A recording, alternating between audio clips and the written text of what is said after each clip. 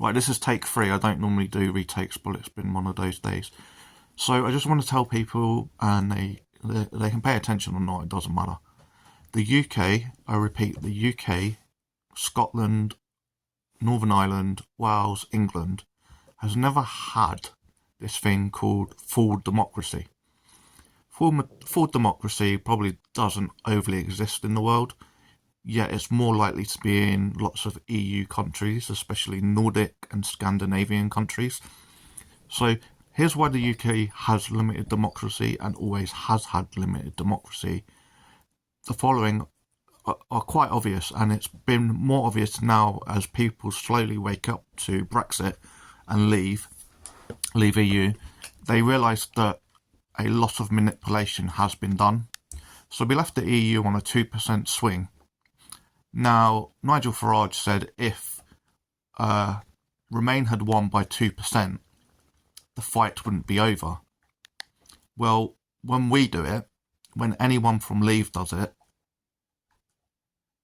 it's okay. But when anyone from Remain does it, when we do it, it's not okay. So here's why we have limited democracy in the UK and always have done. So when the House of Lords and the Lords was created, they started to notice that the royals were going out of favour. And they didn't want an uprising because the Lords have lovely things called lifetime peership, as long as they have a male heir. And often they would find a way of making a male heir, whether it was an affair or constant sex with the wife until they got a male heir. So they could always control politics. So they realised the royals were coming out of favour. They decided to meet up with conservative kind of like-minded people. That's what they think is like-minded. And they said to people, we hear you. We're going to create this thing called democracy. Yet only men with land and a title, which was very rare 200, 300, 400, 500 years ago, only men with titles and land could vote, and they were the only people that could stand. Now, they needed opposition, so some opposition was created, and the royals were then basically over time put here to just pass the laws, sign, do a bit of signatory, and the law would come into place. Yet the problem is, with the House of Lords, it's always been rigged from day one, as has the Conservative Party. It's basically an elitist establishment political party. What this means is they work with anyone that is mainly overly conservative. Now, you'll find conservatism from the beginning of time. So you would have had the first human beings called tribes. They eventually split up and become maybe 1 or 2 tribes. The first tribe that existed would be like, well, we don't wear clothes. That's traditional. We don't wear clothes in their language or their paintings or their drawings or their sign language or however they spoke. And the younger generations would have been a bit confused going, yeah, but it keeps them warm. No, we're traditional. So conservatism, way before a religion and way before politics, has existed. That's why you'll hear a lot of conservatives say, oh, we want traditional family values. Well, if you look into a lot of so-called traditional family values, where people would have said that there was a mum, a dad, 2.4 children, a good income. Sometimes they've been serial killers, they've been rapists, they've been paedophiles, they've been wife abusers, they've been murderers, you name it. A traditional family does not exist. A family is a unit that's healthy, looks after each other, and doesn't stay in a toxic household. Once they're an adult, they might be able to leave. When they're children, they'll probably not be able to leave. that's where we need better social services and social care, which needs to be funded by collective taxes. So we've got lords that are inherited to the title. Then we rig on all political levels, the Lib Dems, the SNP, the Greens, the Labour Party, the Cooperative Party. They put in what they want, so does the Conservatives. All of that is corrupt. All of it. We need a brand new parliament in a modern building, and we need the House of Lords snooty title removed, and we need this second chamber to be full of experts in their field.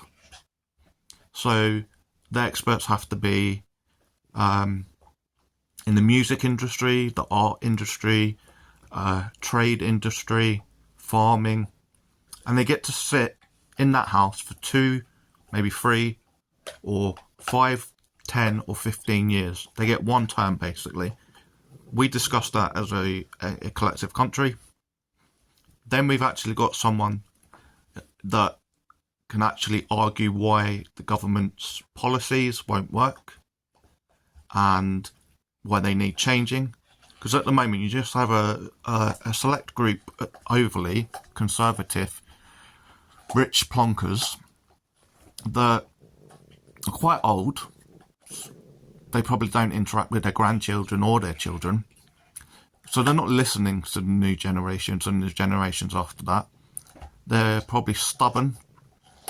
They don't actually have any expertise. I mean, look at Jacob Rees-Mogg. That's not a person that has expertise. If my family generation going back 5, 10 decades or centuries had stolen some wealth, or even made real wealth, and then they build it with a bit of corruption, because corruption exists in every aspect of the century and decades and whatever. So Mogg's got no actual skill set, and neither has anyone in there, really. I've never seen anyone with a skill set. They have opinions, yet they normally don't live in the real world. They don't know what loaf of bread prices are, you name it. Then we don't have this thing called independent media in the UK. Neither does the USA. Now, we've had this a very big elite establishment conservative guy called Rupert Murdoch said he's stepping down. Now, he's a bit delusional or a massive liar or a combination of both. He doesn't believe he's part of the elite establishment, and he doesn't believe he's ever manipulated his media company to distract the masses in Australia, the UK and the USA, and been manipulating USA, UK and Australian politics for at least 30 to 60 years plus. So has his little offspring of children. So without independent media, without a clean second house, we've got limited democracy. While the royal family are the head of state, we don't have full democracy. While we have first past the post, we don't have full democracy. Now, what Brexit has highlighted, not to me, because I already saw this shit, what Brexit has highlighted to the masses, a little bit too late, sadly, is there are a lot of elites manipulating social media, and they manipulate mainstream media.